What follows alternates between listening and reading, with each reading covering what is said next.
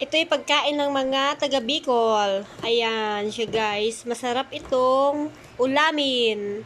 Lagyan mo lang siya ng kalamansi na may toyo. Yan, sausawan siya nito. Ayan. Ayan siya. Ito yung shell niya. Pag kinain mo na yung laman niya, ito na yung matitira.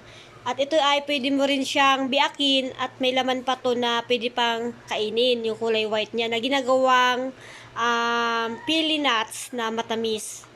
Ayun siya guys, ang dami naming na-harvest. Ayan.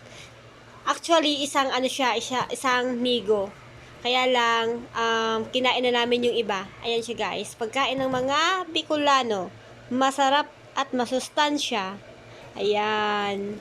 Ang tigas nito, masyado tong matigas. Kaya ang ginagawa nito para makain mo ay kukuha ka ng mainit na tubig at ilalagay mo ito ng ilang minuto. Tapos kusa na siyang lalambot. Ayan.